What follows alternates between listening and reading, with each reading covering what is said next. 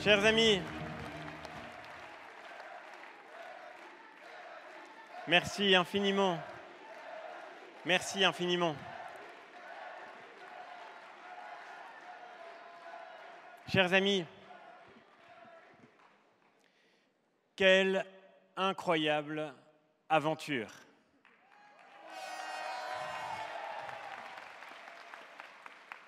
Et que de chemin parcouru qui nous a conduits jusqu'à ce soir, ici, à Paris.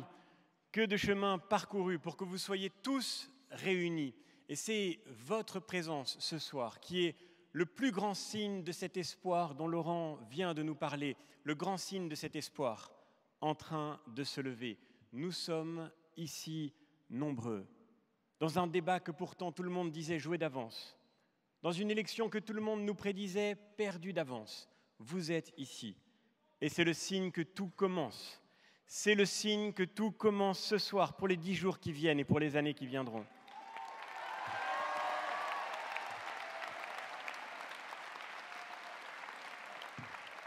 Et je voudrais vous remercier d'être ici et remercier en particulier ceux qui nous accueillent ici, cher Geoffroy, chère Brigitte, et en particulier tous nos élus qui nous entourent. Je voudrais remercier tous ceux qui sont ici avec moi, j'allais dire tous ceux qui sont ici pour porter ensemble ce projet que nous défendons depuis 3 mois maintenant.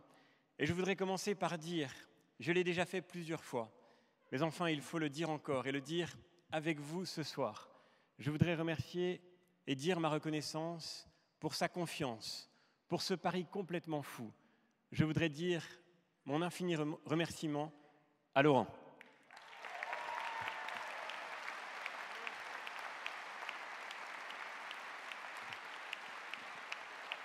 Laurent, tu as fait un choix improbable. Certains l'ont trouvé improbable. Qu'ils se rassurent, j'étais le premier d'entre eux. Certains se sont posé des questions. Qu'ils se rassurent, je m'en suis posé beaucoup.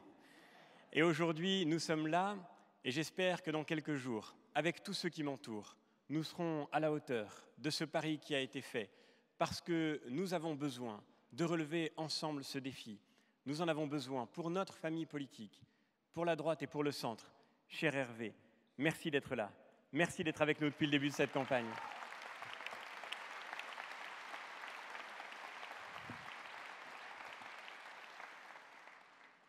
Monsieur le Président du Sénat, Madame la Présidente de la région Île-de-France, cher Gérard, chère Valérie, c'est une joie, c'est une chance, c'est un honneur pour moi de savoir votre confiance. Et je voudrais associer à vous tous nos élus, tous les parlementaires qui sont là, tous les élus si nombreux qui sont venus de toute la France. Je voudrais vous dire à quel point, et je sais qu'il y a de la presse ce soir, mais je vais vous faire une confidence quand même, je me pince un peu pour y croire. Et je ne m'habitue toujours pas à entendre mon nom scandé. Je remercie tous ceux qui le font, mais je crois que ce qui est en jeu, c'est bien plus que ce nom. Ce qui est... Non, non. Au fond...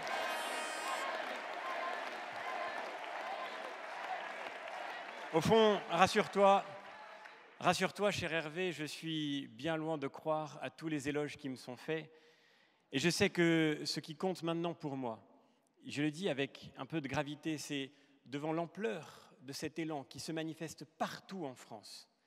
Ce qui est le plus important pour moi, c'est de pouvoir, demain, au cours des années qui viendront, et avec tous ceux qui m'entourent, mériter votre confiance.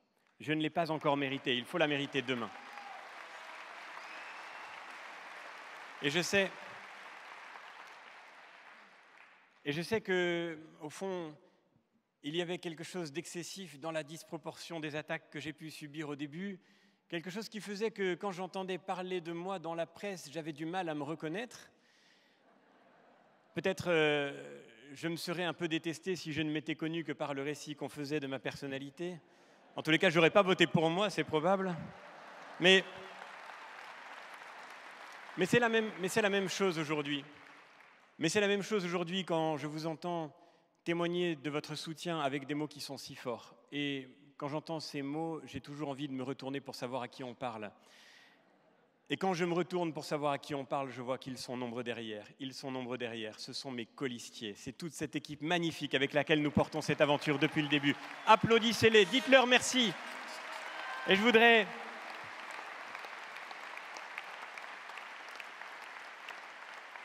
remercier tout particulièrement Agnès et Arnaud, avec lesquels depuis 3 mois maintenant nous sillonnons la France. Nous serons encore demain matin à 7 h dans le TGV pour continuer notre travail, pour aller continuer de parler partout, de tenter de susciter la confiance. Vous savez, la politique a beaucoup perdu son sens, elle s'est beaucoup abîmée quand elle est devenue la compétition d'individualités qui ne cherchaient que leur intérêt. Eh bien moi je peux vous en témoigner depuis le début de cette campagne. La politique, c'est aussi, et il faut le dire, parfois, de grandes histoires d'amitié. Et c'est ce qui s'est noué entre nous, chère Agnès, cher Arnaud. C'est ce que j'ai appris de vous qui fait la force de ce que nous portons ensemble. Et si parfois, dans les médias, vous m'avez trouvé convaincant, c'est que j'étais seulement en train de dire ce qu'Arnaud et Agnès m'avaient appris. Je leur dois tant, et je voudrais leur dire merci.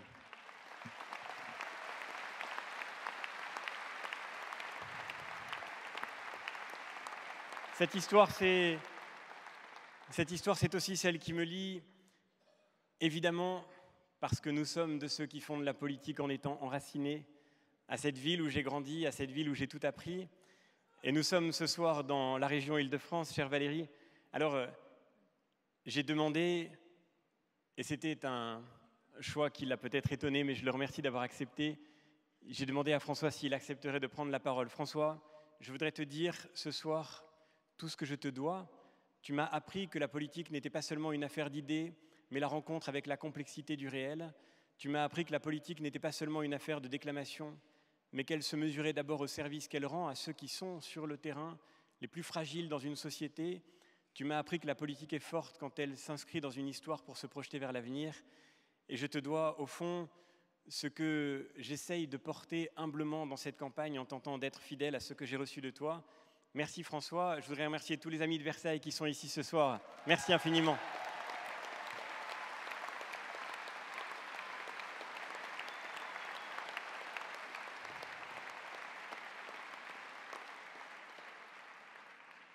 Évidemment, en prenant la parole, c'était un discours de plus, mais ce soir est un peu particulier. Ça fait longtemps qu'on parle déjà, mais j'espère que vous n'êtes pas fatigués. Vous n'êtes pas fatigués ?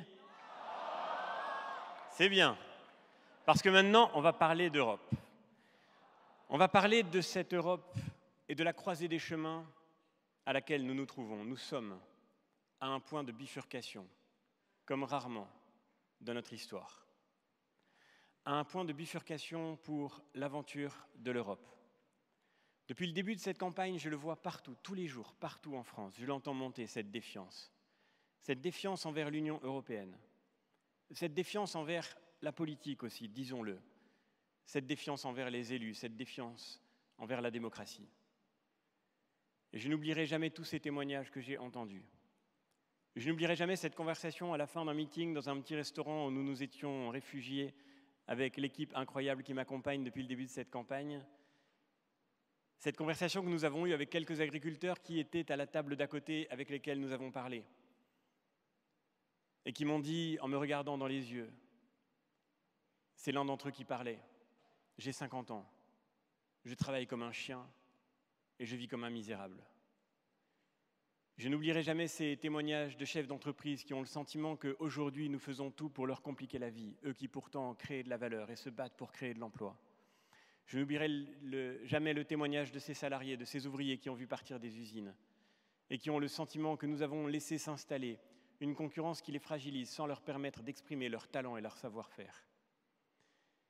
Face à tout cela, je crois que notre devoir n'est pas de rentrer dans le schématisme qu'on voudrait nous imposer.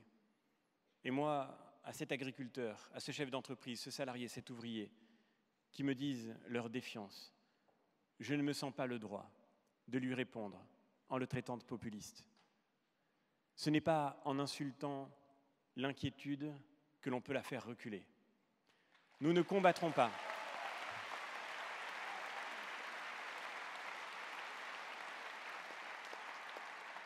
Nous ne combattrons pas cette défiance seulement en créant des anathèmes, en créant des fractures, en opposant ceux qui voudraient continuer d'aller de l'avant dans un déni de réalité et ceux qui voudraient revenir en arrière. La politique mérite tellement mieux.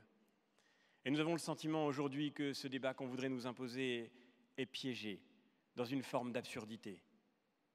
Monsieur Macron nous dit « Mon grand but, c'est de battre Madame Le Pen ». Madame Le Pen nous dit « Mon grand but, c'est de battre Monsieur Macron ». Eh bien, nous, notre seul but, c'est de répondre aux inquiétudes des Français, c'est de résoudre les problèmes des Français.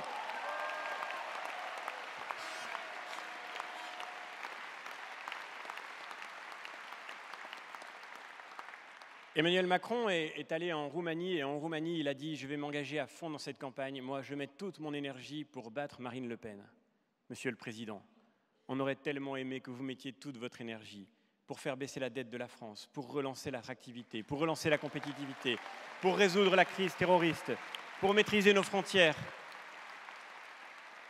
Voilà ce qui fait le cœur de la vie politique. Et nous sommes dans cette campagne, depuis 3 mois maintenant, au contact des Français, pour les écouter, avec beaucoup d'humilité, avec beaucoup de simplicité et avec un projet à leur proposer, avec un espoir à leur partager. Car nous croyons, oui, que l'Europe peut nous renforcer dans le monde qui se dessine. Oui, cher Joseph, nous sommes héritiers de cette Europe qui a vu des pays européens qui s'étaient si longtemps fait la guerre se rapprocher pour se renforcer dans le monde qui se dessinait. De cette Europe qui a fait les succès que nous avons pu connaître, de cette Europe qui a fait la paix dont nous héritons aujourd'hui. Nous savons que cette Europe aujourd'hui trop souvent nous fragilise par la naïveté dans laquelle elle est tombée. Mais nous croyons que cette Europe peut renforcer nos pays. Et nous croyons qu'il est nécessaire pour cela de la refonder en profondeur, de refonder l'Europe pour pouvoir rétablir la France. Voilà le projet que nous faisons. Voilà l'espoir que nous portons. Refonder l'Europe, c'est d'abord sortir de la naïveté dans laquelle nous sommes plongés sur le terrain économique et commercial. Aujourd'hui, l'Europe est le dernier endroit au monde où l'on croit à la fin de l'histoire. La fin de l'histoire, c'est, vous vous en souvenez, c'est ce concept inventé par un philosophe américain dans les années 90. Pardon, je reviens à mon tropisme professionnel. Ce concept inventé par un philosophe américain qui s'appelait Francis Fukuyama. Dans les années 90, il parlait de la fin de l'histoire à partir de ce simple constat. Le mur de Berlin est tombé, disait Fukuyama. Le mur de Berlin est tombé et personne ne s'est enfui à l'Est. Oui. Certains ont mis du temps à se rendre compte, c'est vrai, en France en particulier. Mais enfin, c'était vrai, le mur de Berlin est tombé. Et ainsi, l'Empire soviétique s'est effondré. Et avec lui, l'histoire a tranché. L'histoire a tranché en faveur d'un modèle qui est celui de la démocratie libérale et de l'économie de marché. Et désormais, c'est la fin de l'histoire, disait Francis Fukuyama. Désormais, toutes les barrières vont s'abaisser, toutes les frontières vont se défaire, toutes les identités vont se diluer. Et petit à petit, de la figure du citoyen préoccupé de l'avenir politique de son pays particulier, on verra arriver la figure de l'individu consommateur auquel une concurrence universelle apportera le meilleur produit au moindre coût. C'était le grand rêve de la fin de l'histoire. Eh bien, le moins qu'on puisse dire, c'est que ce rêve ne s'est pas tout à fait réalisé. Les intérêts particuliers n'ont pas disparu. Les frontières ne se sont pas défaites. Les identités ne se sont pas diluées. Et nous voyons que dans le monde, partout s'exercent des pressions fortes, partout des stratégies affirmées. Les États-Unis ont une affirmation très forte de leurs intérêts économiques et commerciaux. La Chine a une politique très agressive sur le plan industriel. Et nous avons une doctrine de la concurrence, parce que nous en sommes restés à cette configuration, apporter le meilleur produit au moindre coût pour le consommateur. Il faut sortir de cette naïveté. Le saviez-vous, en Europe, 20% du PIB est constitué des marchés publics. Et sur ces 20% de PIB constitués par les marchés publics, 95% sont ouverts aux acteurs internationaux. Nous sommes les seuls au monde à avoir cette ouverture. Les Américains n'ouvrent leur marché qu'à 30%, les Chinois à 0%, la Russie à 0%. Comment est-il possible? Comment accepter plus longtemps qu'une entreprise chinoise puisse venir prendre un marché public en France et faire du profit en France, alors que jamais une entreprise française ne pourra prendre un marché public en Chine, même la plus compétitive, même la plus exceptionnelle? Comment accepter que les règles soient faussées? Nous, mes chers amis, nous sommes d'une famille qui croit à la liberté. Nous croyons à la liberté, nous croyons à la force de cette liberté créatrice, nous croyons à la fécondité des échanges. Nous ne croyons pas qu'il faut nous résigner à ne plus être compétitifs et comme d'autres, nous ne croyons pas qu'il faille s'enfermer entre quatre murs pour mourir à petit feu pendant que le monde continue d'avancer. Nous croyons, parce que nous sommes patriotes, nous croyons à la force de nos entreprises, à l'excellence de nos savoir-faire. Nous croyons au génie de ces artisans, de ces ouvriers qui peuvent apporter au monde ce que nous avons de meilleur à lui proposer. Nous croyons à la force de ces agriculteurs qui nous offrent cette alimentation sûre et saine, eux qu'on ne cesse de soupçonner, alors qu'ils font la confiance que nous pouvons avoir dans ces produits par lesquels ils nous font vivre, alors qu'eux-mêmes vivent souvent si mal. Eh bien, je crois que à tous ceux qui travaillent dans notre pays, à tous ceux qui entreprennent, nous devons d'offrir les règles saines d'une compétition équitable. Nous croyons à la force de cette France qui peut rayonner. Mais la meilleure équipe du monde, si elle entre sur un terrain qui n'est pas plat et dans lequel l'arbitre a été précédemment corrompu, la meilleure équipe du monde ne peut que perdre la partie. Nous croyons à la compétition, nous croyons à la liberté, mais nous voulons que les règles soient les mêmes pour tous. Et nous voulons enfin pouvoir assurer une stricte réciprocité. Et nous voulons dire à toutes les grandes puissances du monde, venez commercer avec nous, venez échanger avec nous, mais à condition que les règles soient les mêmes pour tous. Et il est temps de sortir de cette naïveté. Et il est temps de faire en sorte de construire une Europe qui assume enfin de défendre nos entreprises et nos emplois, qui assume enfin de défendre nos agriculteurs, qui assume enfin de choisir, de définir une vraie stratégie d'avenir, plutôt que de se laisser piéger par une simple doctrine de la concurrence, par des normes et par des règles qui asphyxient, qui paralysent plutôt qu'elles ne stimulent ceux qui agissent, qui créent, qui entreprennent et qui cultivent. Voilà le défi qui est devant nous. Et ce défi, il est nécessaire pour redonner un équilibre à la mondialisation. Ce défi, il est nécessaire pour remporter le grand défi qui est devant nous, celui de la préservation de notre environnement, celui qui consistera à retrouver, pour la nature dont nous héritons, cet équilibre dont elle a besoin. Car qu'est-ce qui crée la crise environnementale? Nous ne la résoudrons pas si nous n'allons pas d'abord à la cause. Certains cherchent absolument à s'illustrer sur ce terrain, alors ils en font le premier chapitre de leur programme et ils déclinent des solutions qui sont au fond pas si nouvelles. Je pense par exemple au projet de la République En Marche. Le saviez-vous, le projet de la République En Marche commence par une mesure qui paraît forte, mais qui finalement nous rappelle que la gauche n'a pas tout à fait disparu. Cette mesure consiste à créer une banque européenne du climat. Grande crise, grand problème, mais tout problème a une solution. Cette solution, c'est une dépense. Donc, grande crise, grande dépense. Et le principe de la Banque européenne du climat, c'est que le climat va très mal, alors il faut dépenser 1 000 milliards d'euros. On ne sait pas encore pourquoi, mais ce qui compte, c'est la dépense. Au fond,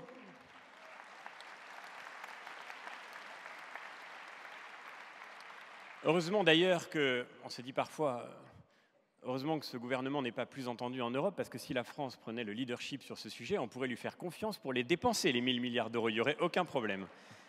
Mais on le voit bien, au fond, il y a derrière tout cela un manque de sérieux, un manque de prise en compte de ce qui fait la cause de cette crise écologique que nous déplorons ensemble.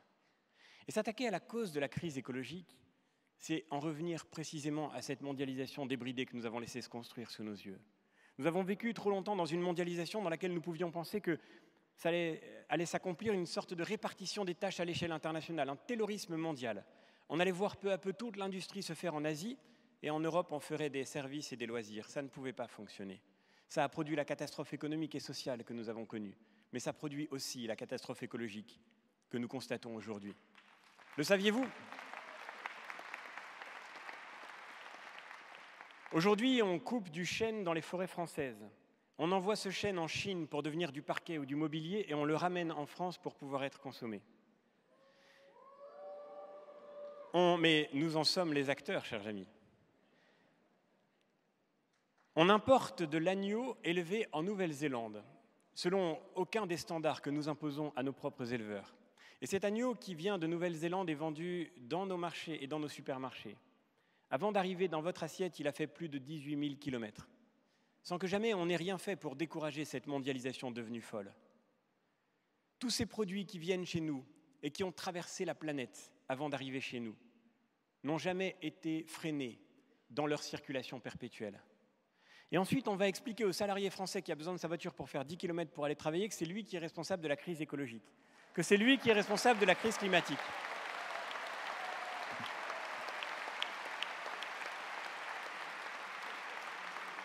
Eh bien non, chers amis, nous nous préoccupons de la crise écologique. Et si nous voulons nous préoccuper de transmettre à nos enfants, tu l'as dit, cher Laurent, si nous voulons nous préoccuper de transmettre aux générations qui viendront ce dont nous avons hérité, nous devons leur transmettre aussi un monde qui soit encore vivable, qui soit encore habitable par l'homme. Eh bien, pour faire ce monde encore vivable et ce monde encore respirable, il faut tout simplement rééquilibrer la mondialisation. Il faut réapprendre à produire ce que nous consommons. Réapprendre à produire ce que nous consommons. C'est tout le sens de cette barrière écologique. C'est tout le sens de cette barrière écologique que nous voulons placer aux frontières extérieures de l'Europe, pour faire en sorte d'abord que jamais nous n'autorisions à importer ce que nous nous interdisons de produire. Pour que jamais nous ne créions cette concurrence déloyale qui fragilise ceux qui travaillent en Europe, ceux qui produisent en Europe. Et pour faire en sorte qu'effectivement nous puissions redonner de l'oxygène à nos entreprises et à nos emplois. Rééquilibrer la mondialisation. C'est aussi ce dont nous avons besoin dans la crise migratoire qui se dessine si nous ne savons pas remédier à notre impuissance. La crise migratoire, chers amis, elle n'est pas passée. Elle n'est pas, comme le voudraient certains commentateurs, certains observateurs, certains contradicteurs, elle n'est pas de 2015, la crise migratoire. La crise migratoire, elle est devant nous. La crise migratoire, elle n'a pas encore commencé. L'explosion de la démographie du continent africain représente l'un des défis majeurs de notre avenir. Et si nous ne savons pas mettre fin à notre impuissance, si nous ne savons pas maîtriser nos frontières, alors nous allons continuer de produire du malheur à grande échelle. Malheur pour nos sociétés qui sont déjà profondément fracturées par une immigration que nous n'avons pas su intégrer et accueillir comme il l'aurait fallu. Malheur aussi pour tous ces jeunes, tu l'as dit, cher Laurent, pour tous ces jeunes venus d'Afrique, auxquels des passeurs sans scrupules tendent le miroir aux alouettes d'un Eldorado qu'ils ne trouveront pas s'ils arrivent en mettant le pied en Europe. On nous fait de grandes leçons de morale, on nous parle de générosité et d'accueil. Mais à tous ceux qui nous parlent de générosité et d'accueil, je voudrais leur proposer, chère Valérie, de venir porte de la Chapelle. Je voudrais leur proposer de venir à Calais, où nous étions il y a quelques jours, et qu'on nous dise si ça ressemble à l'accueil, si ça ressemble à la générosité.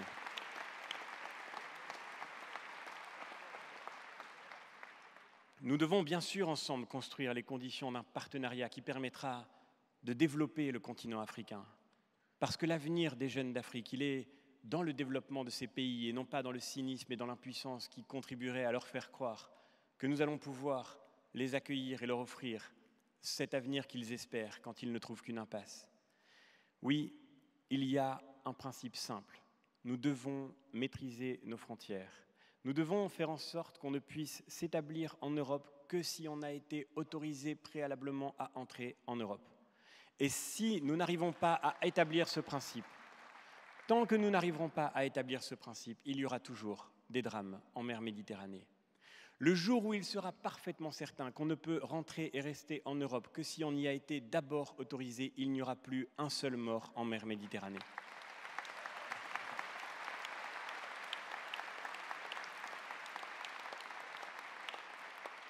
Et mes chers amis, pour relever l'importance de ce défi, il faut absolument une stratégie européenne. Nous ne croyons pas un seul instant que nos États seront plus forts s'ils sont seuls.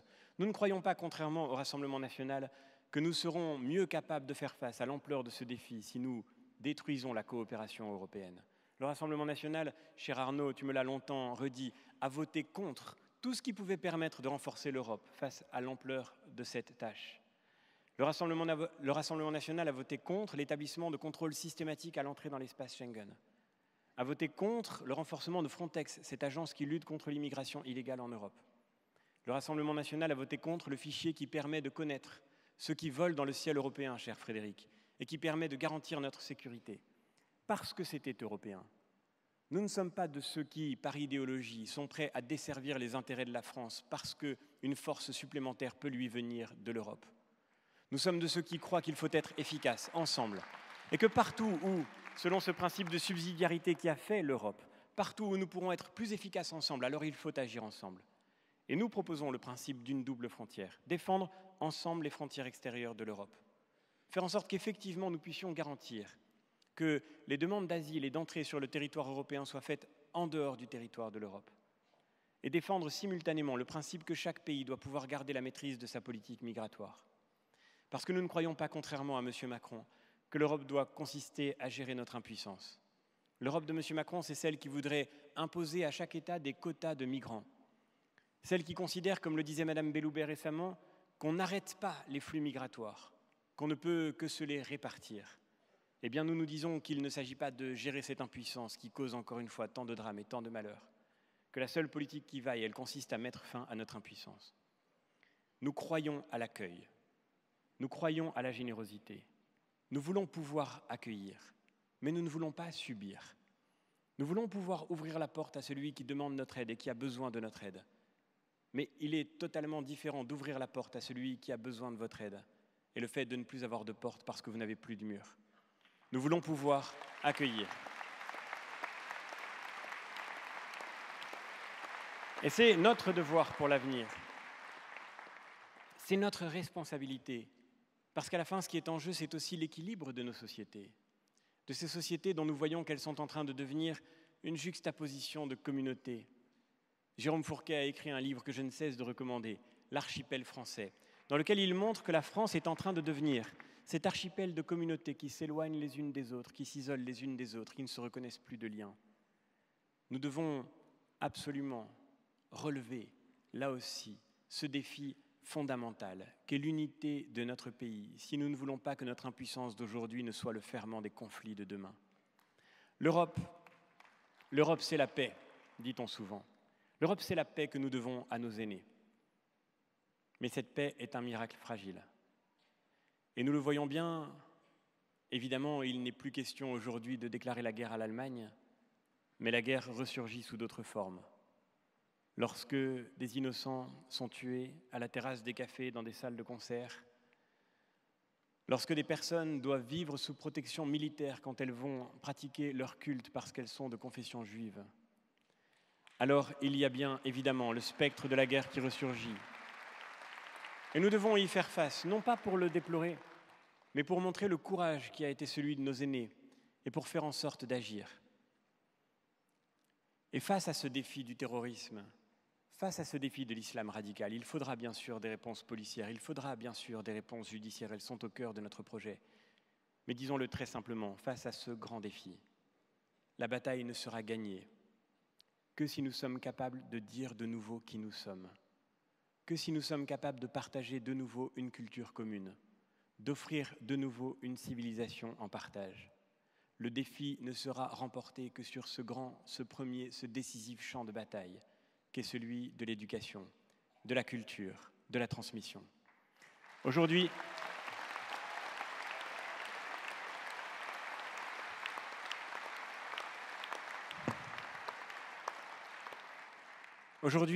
chère Lydia, tant de jeunes grandissent en France qui ne se reconnaissent pas de la France, parce que nous n'avons pas su leur dire ce que signifiait rejoindre cette histoire. Aujourd'hui, tant de jeunes grandissent en France et sont attirés par les sirènes de l'islamisme intégriste. Mais je crois que ce qui fait le succès de l'islamisme intégriste dans tant de nos quartiers, c'est qu'il ne fait que remplir le vide que nous avons laissé prospérer derrière nous en ne sachant pas dire qui nous sommes.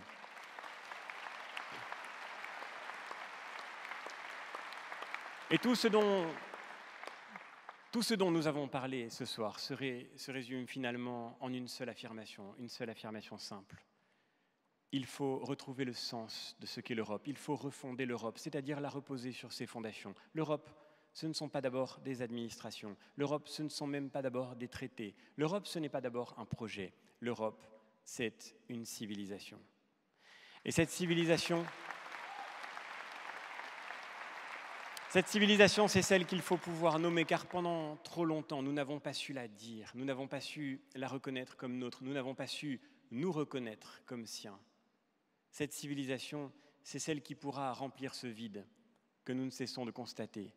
Il est temps de donner à tous les jeunes qui grandissent en France quelque chose à aimer. Il est temps de leur donner la France à aimer. Il est temps de leur donner l'Europe en héritage. Il est temps de leur redire qu'ils sont les enfants d'une histoire qui nous dépasse infiniment et qui nous lie les uns aux autres, qui nous relie les uns aux autres. L'Europe, c'est ce petit miracle de la liberté qui naît dans les cités de la Grèce antique au 5e siècle avant Jésus-Christ. Lorsque des hommes décident qu'il ne leur suffira plus d'expliquer le monde par la mythologie, mais qu'il leur faut désormais la raison critique. C'est la naissance du Logos. C'est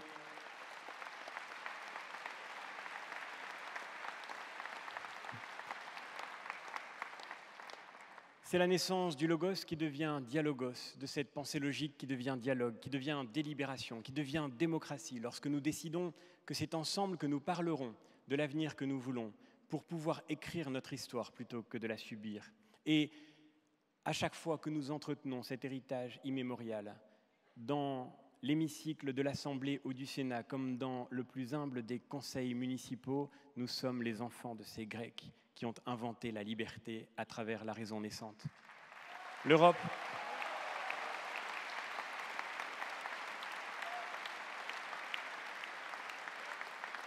c'est le sens de cette égalité devant la res publica, devant la chose de tous, qui fait l'esprit romain qui se déploie dans le monde latin et qui fait de nous ce que nous sommes, les enfants d'un droit, les continuateurs de l'État, ceux qui savent qu'il n'y a pas de liberté s'il n'y a pas de force publique et qu'il n'y a pas de liberté si l'on n'obéit pas à l'autorité des institutions qui nous relient les uns aux autres.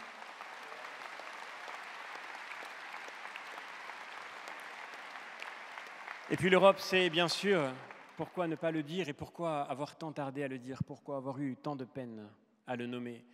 L'Europe, c'est l'aventure de cette civilisation chrétienne, nourrie d'une tradition ancrée dans l'héritage de la civilisation qui nous venait du peuple juif. L'Europe, c'est cette civilisation judéo-chrétienne qui a mûri peu à peu, dans la difficulté, dans l'effort et le labeur, le sens de la dignité humaine, de la dignité absolue de la personne. Voilà ce qui a fait l'Europe.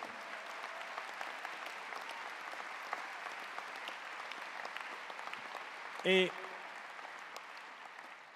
on n'a pas besoin d'être chrétien aujourd'hui pour savoir, comme tu le disais Laurent, que quand Notre-Dame de Paris brûle, nous sommes tous touchés au plus profond de nous-mêmes.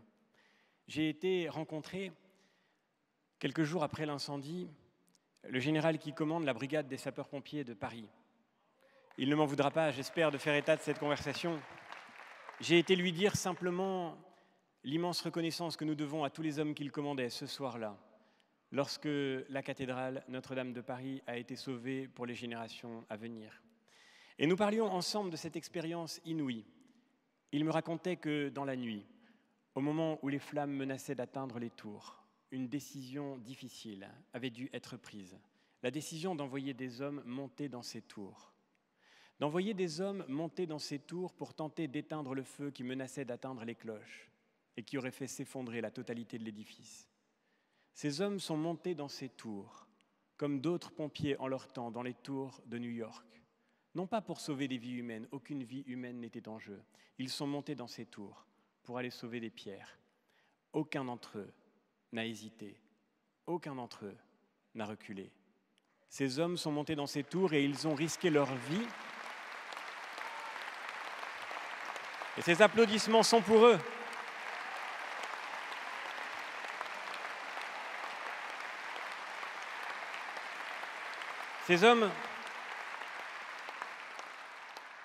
Ces hommes sont montés dans ces tours et ils ont risqué leur vie pour ces pierres, parce que ces pierres sont quelque chose de notre vie, de la vie de notre société, de la vie de notre pays, de la vie d'une civilisation qui veut se transmettre pour pouvoir continuer de relier les hommes et les femmes qui s'en nourriront demain. Eh bien moi je crois qu'au fond, dans cette expérience magnifique réside toute notre espérance. Oui, nous ne sommes pas des communautés isolées qui s'éloignent les unes des autres. On n'a pas besoin d'être chrétien pour se savoir lié par cet héritage commun.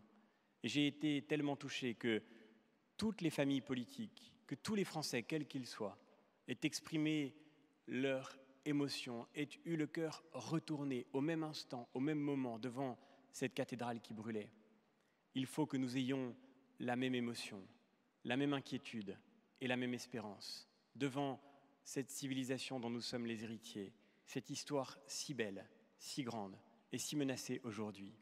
Si menacée par ses ennemis de l'extérieur, nous en parlions ensemble. Nous en avons longtemps parlé tout au long de cette campagne. Mais si menacés surtout d'abord par nos propres faiblesses, par nos propres démissions, par nos effondrements intérieurs. Oui, c'est vrai, au fond, nous avons renoncé à dire qui nous sommes. Et lorsque je vous parlais de ce marché que l'Europe est aujourd'hui, de ce marché qui devrait être une force dans la mondialisation, mais qui semble n'être parfois qu'une proie, eh bien, nous parlons aussi peut-être un peu de cette faiblesse que nous avons laissée poindre dans nos esprits et dans nos cœurs.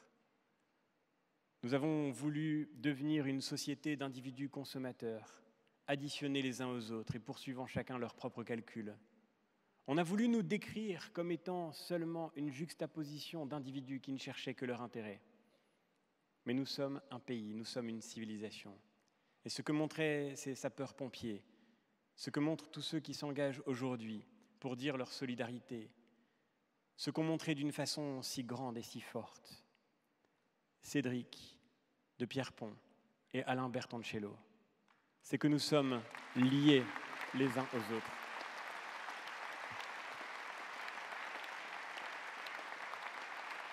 Cédric de Pierrepont et Alain Bertoncello ne connaissaient pas les personnes qu'ils allaient délivrer. Ils ne les avaient jamais rencontrées, mais ils ont accepté toute leur vie de se former et d'atteindre la plus extrême des compétences, la plus grande des exigences, pour aller être la main qui se tend au milieu du plus grand des dangers, pour que jamais il ne soit dit que le lien qui nous unit n'existe plus, pour que malgré l'adversité, il soit fermement établi que nous sommes obligés les uns envers les autres par ce qui nous précède et nous dépasse infiniment. Le sens de cette commune humanité qui mûrit dans la civilité d'une civilisation, voilà ce qui nous relie, voilà ce qui fait nos racines, voilà ce qui peut construire notre avenir, voilà ce qui peut refaire notre société, voilà ce qui peut refonder l'Europe et pouvoir rétablir la France.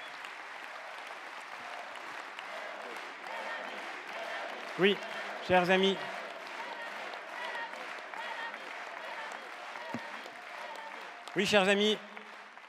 nous ne sommes pas que des individus consommateurs et le but de notre existence n'est pas de pouvoir pousser des caddies le dimanche dans les rayons d'un supermarché.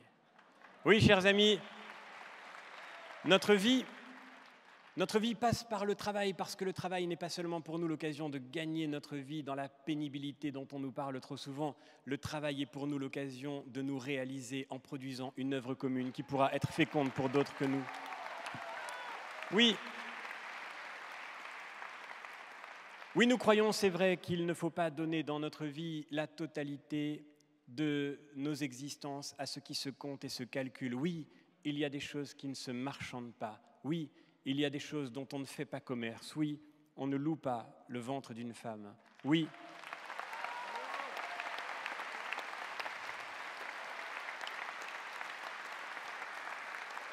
Et oui, disons-le très simplement, ceci est aussi un immense défi européen, non pas parce que nous demanderions à l'Europe de définir notre modèle de société pour demain, mais parce que si l'Europe est une civilisation, pour être fidèle à elle-même, elle doit porter dans le monde la voix claire et forte de ceux qui savent ce qu'est l'humain, et que l'humain est infiniment précieux, que l'humain mérite d'être transmis dans sa valeur infinie. Oui, nous sommes sans doute la première génération dans l'histoire qui aura à faire face à ce défi fondamental, ce défi de préserver et de transmettre la condition humaine elle-même. Aujourd'hui, nous le voyons bien, nous avons à faire face à des tentations multiples. La Chine vient d'annoncer, il y a quelques semaines tout juste, qu'elle avait donné naissance aux 2 premiers bébés génétiquement modifiés. Et oui, pour lutter contre l'eugénisme qui menace d'atteindre nos sociétés, qui menace de transformer nos propres corps en ce champ de bataille supplémentaire pour l'exigence de performance et de compétition perpétuelle. Oui, nous aurons besoin que l'Europe soit fidèle à elle-même pour faire entendre cette voix dans le monde.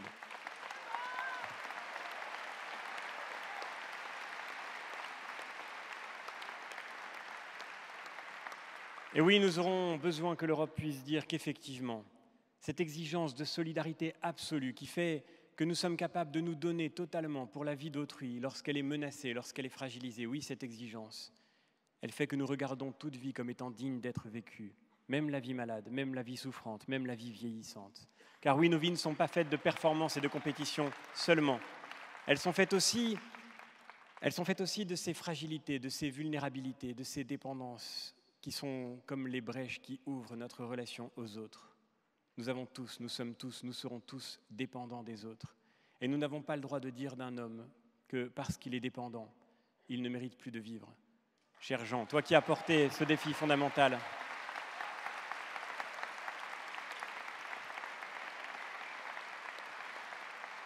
voilà, chers amis, le défi qui est devant nous.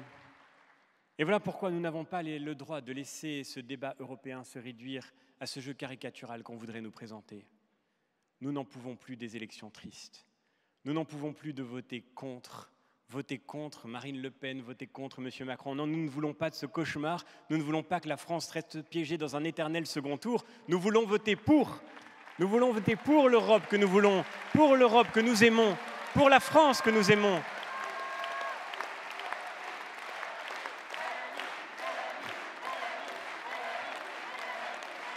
Alors ce soir,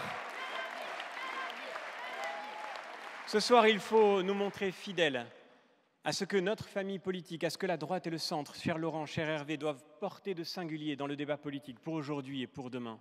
Oui, nous sommes de ceux qui n'ont pas renié leurs convictions. Et quand, Monsieur le Premier ministre, vous vous en prenez, ne le huez pas, ne le huez pas. Non, nous voulons vivre le débat politique avec le sens de la contradiction claire et forte. Et il y en a une ici, c'est sûr. Il y en a une ici. Lorsqu'on insulte des gens, lorsqu'on insulte une famille politique tout entière parce qu'elle n'a eu d'autre tort que de rester fidèle à ses convictions et à ses électeurs, alors je crois qu'on se discrédite.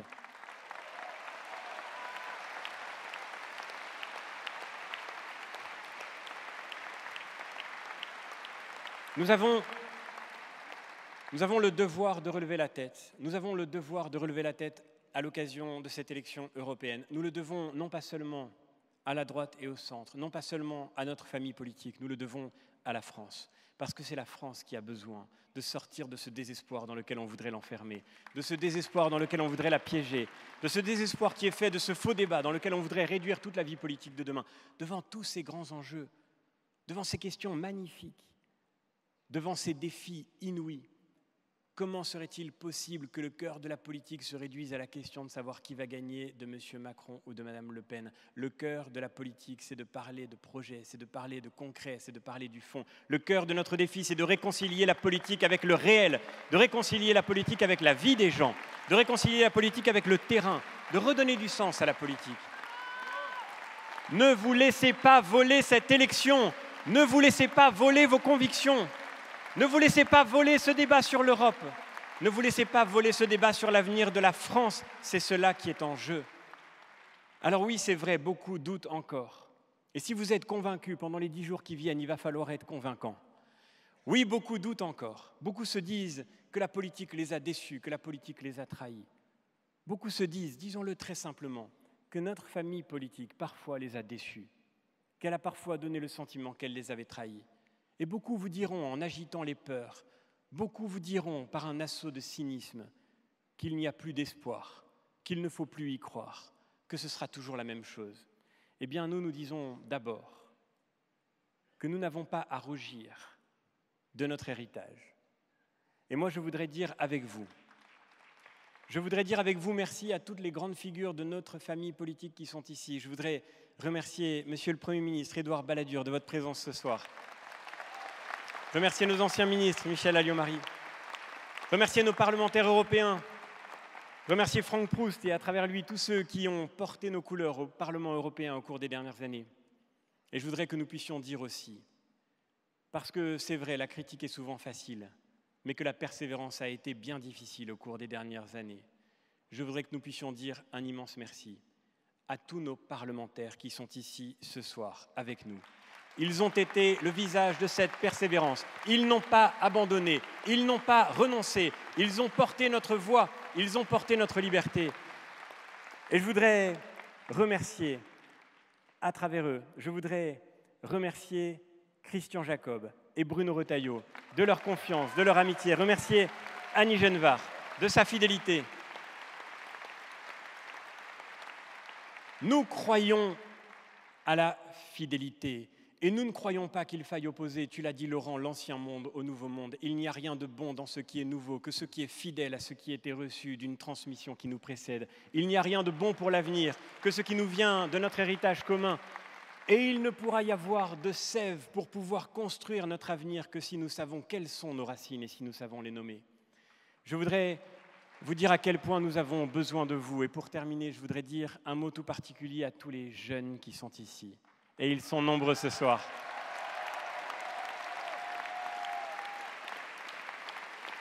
Me viennent à l'esprit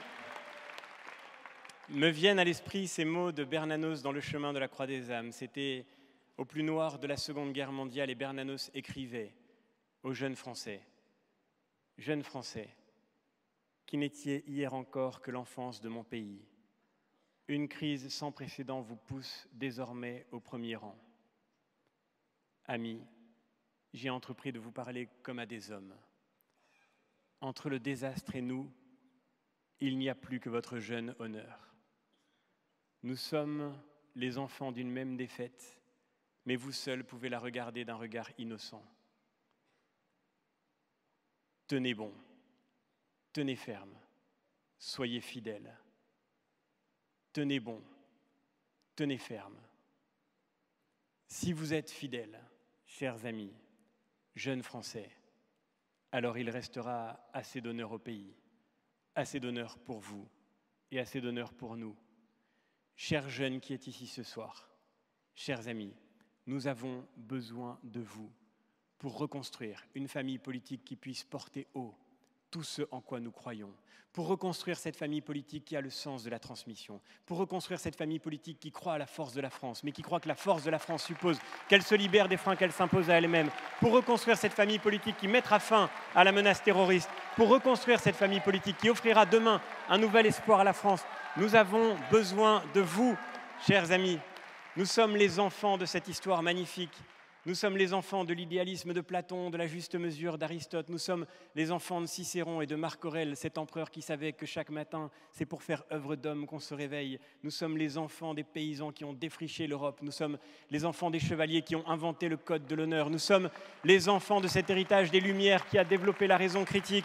Nous sommes les enfants de ceux de 14 et des résistants de 40 qui ont fait notre liberté d'aujourd'hui au prix de leur vie. Nous devons nous montrer à la hauteur de cette histoire et nous serons à la hauteur de cette histoire et c'est exactement ce qui se joue dans les 10 jours qui viennent. Je voudrais, dans les années qui viendront, avec tous mes colistiers au Parlement européen, pouvoir être votre voix. Mais pendant les 10 jours qui viennent, il faut que vous soyez notre voix, car vous seuls pouvez faire cette victoire dont nous avons tellement besoin.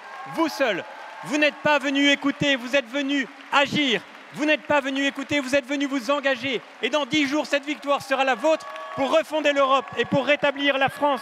Merci de tout cœur, merci infiniment.